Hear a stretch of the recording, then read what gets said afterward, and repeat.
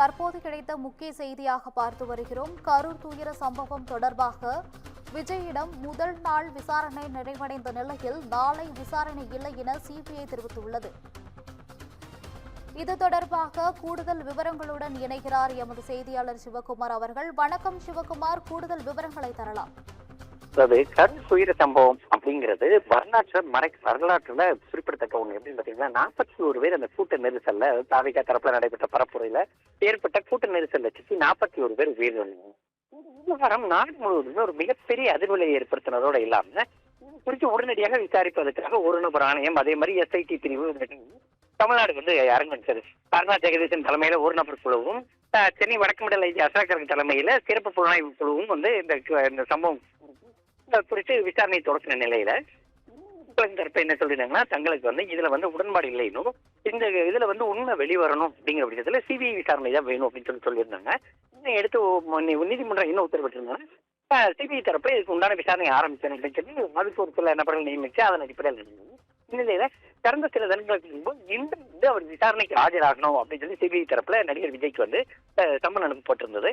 அதை பெற்றுக் கொண்டவர் இன்று காலை தனி விமானம் மூலம் டெல்லி வந்திருந்து அங்கிருந்து 11:20 மணிக்கு அவர் சிபிஐ அலுவலகத்துக்குள்ள போனாரு.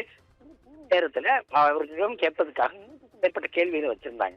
அப்படின்னு பாத்தீங்கன்னா, இந்த கூட்டமானது எந்த முகநரத்தின் அடிப்படையில ஆரம்பிச்சு, அதே மாதிரி இந்த கூட்டமானது எவ்வளவு நேரம் எப்ப தொடர்ந்துச்சு, எத்தனை மணிக்கு வந்தீங்க, அதே மாதிரி பாத்தீங்கன்னா இந்த கூட்டம் மாநில அரசு தரப்பையும் காவல்துறை தரப்புலையும் என்னென்ன ஏற்பாடுகள் செய்யப்பட்டிருந்தது, அதே மாதிரி நீங்க என்னன்னா அந்த கூட்டம் கூடுதல் போது நீங்க என்னெல்லாம் அதுக்கு அந்த கூட்டம் கலைக்கிறதுக்கு என்னெல்லாம் பண்ணீங்க, 100க்கும் மேற்பட்ட கேள்விகள் வச்சிருந்தாங்க.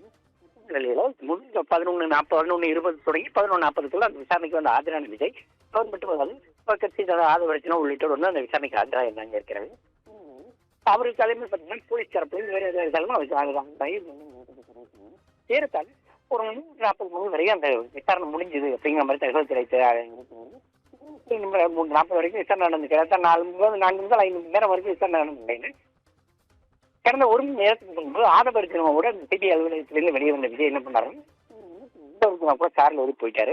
இந்நிலையில 2வது நாளாக நாளைக்கு இந்த விசாரணை தொடரும் அப்படின்னு சொல்லி அறிவிச்சிருந்தாங்க.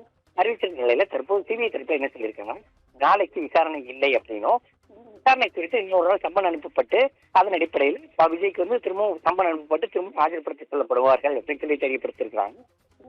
இந்த 41 பேர் பலியான ஒரு விவகாரத்துல சிபிஐ இந்த வழக்கை கையில் எடுத்தா மட்டுமே தங்களுக்கு உண்மையான நீதி கிடைக்கும் அப்படின்னு சொல்லி தாவைக்க தரப்ப தெரிவிச்சிருந்தாங்க. தற்போது இந்த என்கொயரி வேண்டாம் அப்படின்னு தமிழக அரசு தடுத்திருந்தாலும் அதை மீறிதான் நீதிமன்றம் சிபிஐ விசாரணைக்கு உத்தரவிட்டிருந்தது. இந்நிலையில 2வது நாளாக நாளை நடைபெறும் அப்படின்னு சொல்லி அறிவிக்கப்பட்ட முக்கியமான பணிகள் இருப்பதாகவும் இதனை அடுத்து இன்னொரு அவர் தெரிவித்த அடிப்படையில் தற்போது அந்த வழக்கு இன்னொரு நாளுக்கு மாற்றப்பட்டிருக்குது. கோயில்